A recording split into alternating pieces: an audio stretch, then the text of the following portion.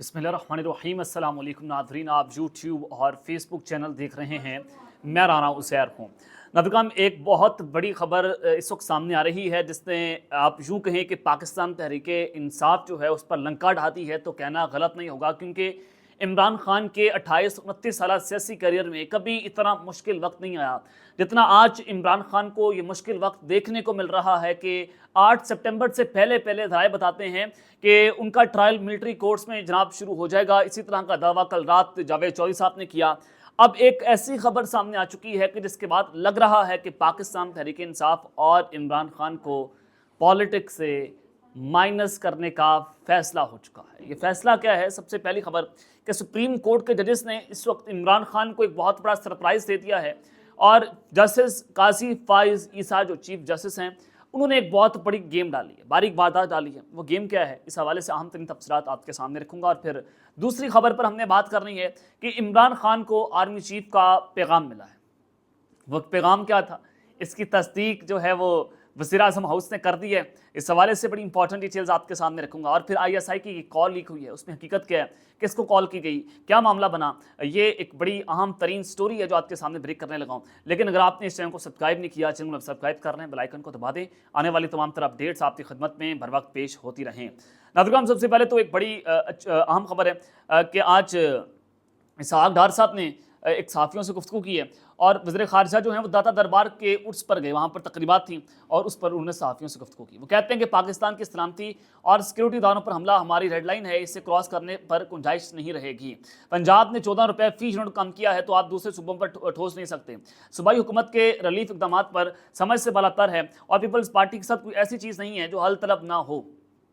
ये आज उन्होंने वाज़ेह कर दिया कि पीपल्स पार्टी के साथ हमारे इख्तलाफात तो हैं लेकिन वो हल हो जाएंगे, वो इसमें कोई बड़ी बात नहीं है। तो दूसरी जानिब जनाब, कल मैंने आपको कहा कि इमरान खान जो है वो ऑक्सफोर्ड यूनिवर्सिटी के वाइस चांसलर बन सकते हैं। He might become the next vice chancellor of the Oxford university, क्योंकि पहली बार ऑक्सफोर्ड यूनिवर्सिटी में ऑनलाइन ये जो है वो इलेक्शन कॉन्टेस्ट होने जा रहे हैं। खान साहब जेल से बैठकर कॉन्टेस्ट करेंगे। दूसरा ये कि ऑनलाइन ही इस पर कैंपेन की जाएगी। और ये सब कुछ क्यों हो रहा है? अब यूके यानी कि ब्रिटिश इमरान खान साहब की वहाँ पर लॉबी बहुत स्ट्रॉन्ग है। बरतानवी हाई कमिश्नर जो है, मैंने आपको बताया कि वो किस तरह से इस वक्त बड़ी अहम तरीन अपना किरदार अदा कर रही हैं। गोल्ड स्मिथ ख़ानदान अपना अहम तरीन किरदार अदा कर रहा है। तो इस हद के अंदर जो बड़ी खबर है वो ये है कि ब्रिटिश पार्लियामेंटेरियंस ने इमरान खान को वोट देने की हामी भर ली है और उन्होंने वाइस चांसलर के इलेक्शन में इमरान खान की हिमायत का ऐलान कर दिया। तो अगर इतनी बड़ी हिमायत मिल चुकी है तो यकीन करें खान साहब जो हैं वो लग रहा है कि वो अगले वाइस चांसलर बनने जा रहे हैं ऑक्सफोर्ड यूनिवर्सिटी के। इससे पहले वो जो है वो एक और यूनिवर्सिटी के वाइस चांसलर रह चुके हैं। तो ये खान साहब के लिए एक अच्छी खबर है।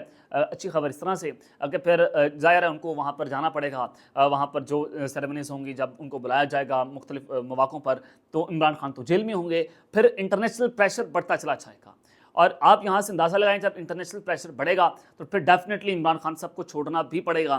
तो यहाँ पर एक सींग फंसे हुए हैं। पूरी कोशिश की जा रही है कि कहीं ना कहीं इमरान खान का रास्ता रोका जाए, लेकिन इमरान खान जो हैं वो अनबीटेबल भी हैं। वो इस वक्त रुकने का नाम नहीं ले रहे और उनका सुनामी जो है वो सबको भाग कर लेके जा सकता है अगर वो जेल से बाहर आते हैं। तो ज़रूरत यहाँ पर यह है कि इस्टेब्लिशमेंट और इमरान खान एक मेज़ पर बैठें, क्योंकि इमरान खान भी हमारा है, ये फ़ौज भी हमारी, इस्टेब्लिशमेंट भी हमारी। ये इख्तलाफात होते रहते हैं। हम जनाब ये अगर आप यूँ कहें कि घर के अंदर मियाँ बीवी के इख्तलाफात होते हैं, तो अगर एक घर में मियाँ बीवी अपने इख्तलाफात को ख़त्म कर सकते हैं तो डेफिनेटली इमरान खान और इस्टेब्लिशमेंट भी अपने इख्तलाफात को ख़त्म कर सकते हैं। तो ये एक बड़ी अहम तीन सूरत-ए-हाल। चलें असल ख़बरों की जानिब बढ़ते हैं कि इस वक्त पाकिस्तान का सियासी मंजरनामा जो है वो इंतहाई ख़तरनाक रुख इख्तियार कर चुका है। ज़ाहिर है इमरान खान साहब को पाकिस्तान तहरीक इंसाफ की उनकी जो पार्टी है उनको मखसूस नशिस्तें नहीं मिलनी हैं। सुप्रीम कोर्ट का फैसला मौजूद है। सुप्रीम कोर्ट का फैसला मानने से इनकार कर दिया गया। इलेक्शन कमीशन की आपने सूरत-ए-हाल देखी। फिर कौमी असम्बली से एक एक्ट पास होता है, इलेक्शन एक्ट तरमीमी बिल 2024। उसमें कहा गया कि पाकिस्तान तहरीक इंसाफ ये मखसूस नशिस्तों की अहल नहीं है। अब उनको ये मखसूस नशिस्तें नहीं मिल रही। अगर उनको ये मखसूस नशिस्तें नहीं मिलती और हुकूमत के पास भी वो मखसूस नशिस्तें मौजूद नहीं हैं, तो डेफिनेटली हुकूमत जो है वो आईनी तरमीम नहीं कर सकती। उनके पास 2/3 अक्सर मौजूद नहीं है। तो उनको नंबर गेम अपने पूरे करना पड़ेंगे, ऊँच नीच करनी पड़ेगी, फ़ोन शोन घुमाने पड़ेंगे। तो इस हवाले से सुप्रीम कोर्ट जजेस ने इमरान खान को जो बड़ा सरप्राइज़ दिया है और चीफ जस्टिस काजी फायद साहब ने एक बारीक वारदात डाल दी। कल मैंने आपको बताया कि सोमवार को नेशनल असम्बली में एक अहम तरीन इजलास होने जा रहा है। उस इजलास में एक मुजव्वज़ा आइनी तरमीम जो है वो पेश की जाएगी। और आइनी तरमीम क्या है? डेफिनेटली वो काजी साहब की एक्सटेंशन को लेकर है। تو وہ میں نے آپ کو خبر دے دی. اب وہ 5 بجے اجلاس ہونے جا رہا ہے کل سوموار کو، پرسوں یعنی کہ. سپریم کورٹ آف پاکستان نے فیصلہ کر لیا کہ ہم اس میں رکاوٹ نہیں بنیں گے. ہم اس بل میں ان کو سپورٹ بھی کریں گے، اور ہم یہ نہیں کریں گے کہ اگر پاکستان تحریک انصاف یہاں پر اپنی درخواست لے کر آتی ہے تو ہم اس پہ اپنا لچ تلگیں، ہم یہاں پر کوئی فیصلہ دے دیں اور پی ٹی آئی کی مخصوص نشستوں کا معاملہ ہے ہم اس پر اثر انداز ہونا شروع ہو جائیں. تو سپریم کورٹ کے ججز نے یہ فیصلہ کر لیا ہے کہ ہم جناب اس میں کوئی رکاوٹ نہیں بنیں گے. اب آج ہے نمبر گیم کے اوپر کہ 212 کا نمبر گیم ہے حکومت کے پاس، اور ان کو 224 کا نمبر گیم جو ہے وہ چاہیے، یعنی کہ 12 سے 14 ووٹ جو ہیں آگے پیچھے ان کو کرنا پڑیں گے. اب ظاہر ہے اپوزیشن اتحاد ایک طرف کھڑی ہوئی ہے، اور مولانا فضل الرحمان صاحب کی کل بھی پاکستان تحریک انصاف کے لوگوں سے ملاقات ہوئی ہے. کل بھی اس میں جناب بیرسٹر گوہر تھے، شبلی فراز تھے، رؤف حسن تھے، اسد قیصر صاحب وہاں پر موجود تھے. تو ان کی وہاں پر جب ملاقات ہوتی ہے تو ظاہر ہے مولانا فضل الرحمان صاحب وکٹ کے دونوں طرف کھیل رہے ہیں، جہاں سے ان کو مفاد نظر آئے گا وہاں پر جائیں گے. لیکن ذرائع بتاتے ہیں کہ مولانا فضل الرحمان صاحب نے اس مجوزہ آئینی ترمیم کو ووٹ دینے کا اعلان کر دیا. ان کی وہاں پر حکومت کا ڈیل ہو گئی ہے، اور وہ پی ٹی آئی کو ٹرک کی بتی کے پیچھے لگا رہے ہیں، کمیٹی کو پیچھے لگا رہے ہیں کہ جناب کمیٹی بنائیں، یہ ہو جائے گا، ہم کمیٹی کے ساتھ مذاکرات کریں گے، ہمیں آپ کے اوپر اعتماد نہیں ہے. تو لیکن پاکستان تحریک انصاف پوری کوشش کر رہی ہے کہ JJE کو منایا جائے اور وہ اس نہج پر آ جائیں کہ وہ اس مجوزہ آئینی ترمیم کو اس میں اپنا ووٹ نہ ڈالیں. اگر JJE اپنا ووٹ حکومت کے پلڑے میں نہیں ڈالتی تو ڈیفینیٹلی یہ آئینی ترمیم دھبڑدوس ہو جائے گی، اور حکومت کسی بھی طرح سے آئینی ترمیم پاس نہیں کروا سکتی. اب مولانا فضل الرحمان صاحب کیوں نہیں دیں گے؟ جب اوپر سے ڈنڈا آئے گا تو ڈیفینیٹلی مولانا فضل الرحمان صاحب کا پیو بھی وہاں پر جا کر جو ہے ووٹ کاسٹ کرے گا. یہ میں آپ کو ایک پنجابی میں جو ہے وہ بتانے کی کوشش کر رہا ہوں. تو اب ظاہر ہے کل اتوار ہے، چھٹی کا دن ہے. چھٹی کے دن میں نون لیگ نے اپنا اہم مشاورتی اجلاس طلب کر لیا، اس میں میاں نواز شریف صاحب بھی موجود ہوں گے، اور پھر انہوں نے اپنی پارلیمانی پارٹی کا اجلاس طلب کر لیا سوموار کو، اس میں بھی میاں نواز شریف صاحب جو ہیں وہ موجود ہوں گے، شہباز شریف صاحب وہاں پر آئیں گے. تو یہ سارا معاملہ ہے، اور مولانا فضل الرحمان صاحب اس وقت بہت اہم ہو چکے ہیں، اور ان کی اہمیت کا آپ کو یہاں سے اندازہ ہو جانا چاہیے کہ وہ پاکستان تحریک انصاف کے لیے کتنے اہم ہیں اور حکومت کے لیے کتنے اہم ہیں. اور پھر آپ جو سپریم کورٹ کے اوپر معاملات ہیں کہ باقی ججز جو ہیں، یعنی کہ جسٹس منصور علی شاہ صاحب جو ہیں وہ اگلے آنے والے چیف جسٹس ہیں، وہ کیوں چیف جسٹس کی راہ میں رکاوٹ کیوں نہیں بن رہے قاضی صاحب کی؟ باقی ججز اس کے لیے آواز کیوں نہیں اٹھا رہے؟ یہ اہم ترین سوال ہے کہ جناب وہ بھی تو بننا چاہتے ہیں چیف جسٹس. پھر 8 پوائنٹس کا فیصلہ ہے کہ قاضی صاحب کے پاس تو اکثریت موجود نہیں ججز کی، وہ بھی آپ کے سامنے کہ فل کورٹ نے جو فیصلہ دیا وہ قاضی صاحب کے خلاف تھا. اب معاملہ یہ ہے کہ چیف جسٹس کی مدت جو ہے وہ 3 سال ہوگی، یعنی کہ نان ایکسٹینشنیبل یہ مدت ہوگی. ان کی عمر کی جو حد ہے وہ 60 سال سے بڑھا کر 63 سال کر دی گئی ہے. تو لہٰذا قاضی صاحب اگلے 2 سال مزید ایکسٹینشن لے کر وہاں پر چیف جسٹس رہ سکیں گے. پہلے 60 سال تھی، اب 63 سال کر دی گئی.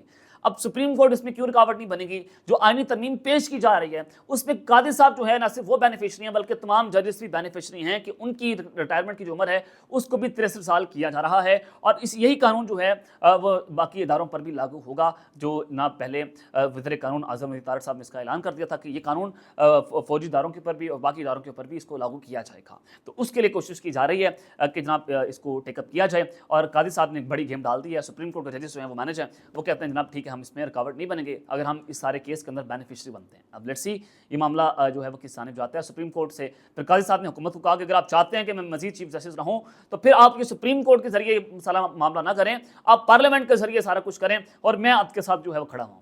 لیکن تاریخ گواہ ہے کہ جس کو ایکسٹینشن دی گئی اس نے پیٹھ پر چھرا کھونپے، تو دے لیں ایکسٹینشن، پھر آپ کو پتہ چل جائے گا قاضی صاحب جو ہے وہ کیا کر رہے ہیں. اور یہی قاضی صاحب جو ہے وہ اس سے حکومت کے خلاف کھڑے ہو جائیں گے. یہ بھی میں آپ کو بتا دوں. تو خیر آگے بڑھتے ہیں. عمران خان صاحب کو جناب آرمی چیف کا ایک پیغام ملا ہے. وہ پیغام کیا ہے؟ جب یہ جلسہ تھا ترنول کا، آدھی رات کو فون کال بجنا شروع ہو گئی. عمران خان صاحب تک 3:30 بجے پیغامات جانا شروع ہوئے، خان صاحب یہ کریں وہ کریں. پھر 7:30 بجے جناب اعظم سوادی صاحب جو ہیں وہ خان صاحب کے پاس جاتے ہیں، وہ جناب ملاقات ہوتی ہے ان کی. اس کے بعد اعظم سوادی صاحب نے آ کر کہا کہ عمران خان صاحب نے کہا کہ وہ جلسہ منسوخ کرتے ہیں. جلسہ منسوخ ہو گیا. اب معاملہ یہ تھا کہ میں نے آپ کو بتایا تھا کہ علی امین گنڈا پور نے اسٹیبلشمنٹ کا پیغام اعظم سوادی کے ذریعے عمران خان کو پہنچایا.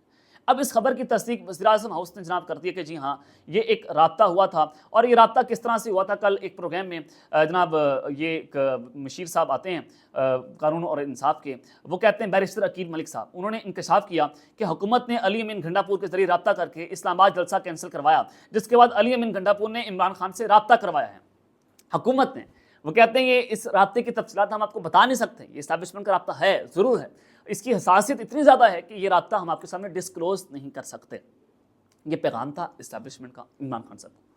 تو یہ اس رابطے کی حساسیت آپ اندازہ کریں کہ عمران خان صاحب نے اس کو جانچتے ہوئے اپنا جلسہ کینسل کر دیا ہے. یعنی کہ وہ عمران جو زدی بنا ہوا ہے وہ حکومت کی بات ماننے کو تیار نہیں ہے, ان سے بیٹھنے کو تیار نہیں ہے. وہ کہتا ہے جناب نہیں, میں یہ سارا کام کروں گا. اور عمران خان صاحب نے آج بڑی اہم سٹیٹمنٹ دی ہے. وہ کہتے ہیں کہ میں لا الہ الا اللہ کا ماننے والا ہوں اور میں ان کے سامنے جھکوں گا نہیں, اور میں آزادی کے لیے, میرا یہ کامل ایمان کا تقاضا ہے کہ نہ میں گھبرایا ہوں نہ میری قوم گھبرائی ہے, اور حقیقی آزادی کی ہر جدوجہد کے لیے ہر حال میں یہ جدوجہد جاری رہے گی اور انشاءاللہ میں کامیاب ہوں گا. عمران خان کا یہی کامل یقین. اس کو اندازہ کریں کہ ایک پورا نظام اس کے خلاف کھڑا ہو گیا. ظاہر ہے اسٹیبلشمنٹ, جوڈیشری, 13 پارٹی متعدد, پولیٹیکل گینگسٹر, پیسہ لگ رہا ہے, رجیم چینج ہوئی, سارا کچھ ہوا. عمران خان اکیلا تھا. آپ اندازہ کریں کہ اڈیالہ جیل میں آپ اس کو نہیں ہرا سکے, اس کو نہیں توڑ سکے نا. آپ سائیکالوجیکلی آپ اس کو نہیں توڑ سکے, آپ فزیکلی اس کو نہیں توڑ سکے, آپ پولیٹیکلی اس کو نہیں توڑ سکے, آپ اس کی سیاست کو تباہ نہیں کر سکے, آپ اس کی پارٹی کو تباہ نہیں کر سکے. اگر آپ یہ سارا کچھ نہیں کر سکے تو خدا کی قسم آپ ہار گئے. تو اس کا باعث حال ہے ٹیبل پہ بیٹھیں اور خان سے بات کریں. خان بات مانے گا, میں اس کو جانتا ہوں, جتنی ہماری اس سے ملاقاتیں رہیں, جتنا ہم خان صاحب کو جانتے ہیں, تو عمران خان جو ہے وہ بڑے پیار سے ماننے والا شخص ہے. آپ اس کو غصے سے منائیں گے, آپ اس کو دھمکی دیں گے, آپ اس کو ماریں گے, پیٹیں گے, خان ڈٹ جائے گا. اس کو پیار سے منائیں گے, آپ کی بات مان جائے گا. تو خیر یہ جناب عمران خان صاحب جو ہیں ان کے حوالے سے خبر ہے.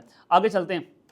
ISI کی کال لیک ہونے کا معاملہ ہے اور اس کے خلاف ایک پروپیگنڈا چل رہا ہے, اور وہ پروپیگنڈا کیا ہے, اس کی حقیقت کیا ہے. جناب رائن گریم اور مرتضیٰ حسین نے انٹرسیپٹ پر ایک سٹوری کی تھی اور انہوں نے اب اس کی آڈیو کال جو ہے وہ ڈراپ سائٹ نیوز کے اوپر لیک کر دی. اگر آپ جائیں گوگل کریں ڈراپ سائٹ نیوز کے اوپر, آپ کو اندازہ ہوگا کہ کتنی حساس قسم کی معلومات جو ہیں وہ لیک گئی ہیں. اور سوال یہ بنتا ہے کہ وہ آڈیو کال کیسے سامنے آئی, کیا معاملہ تھا.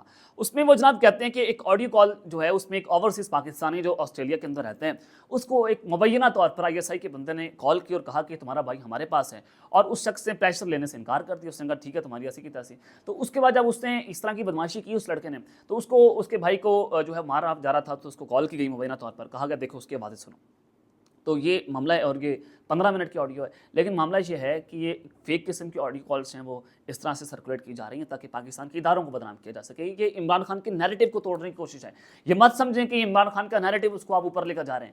یہ عمران خان کے خلاف سازش ہے. جو اس طرح کے صحافی باہر بیٹھ کر جو یہ کام کر رہے ہیں, یہ عمران خان اور فوج کو ایک دوسرے کے آمنے سامنے لا کر کھڑا کرنے کی سازش کر رہے ہیں. یعنی کہ PTI کے پیچھے 80% عوام ہے. آپ اگر PTI کو فوج کے سامنے لا کر کھڑا کر دیں گے تو اٹ مینس کہ 80% عوام پاکستان کی فوج کے خلاف آپ اس کو لا کر کھڑا کر رہے ہیں, آپ اپنے اداروں کے خلاف لا کر کھڑا کر رہے ہیں. تو ریان گرین کی کیا اوقات ہے پاکستان کی فوج کے سامنے, عمران خان کے سامنے کوئی اوقات نہیں ہے.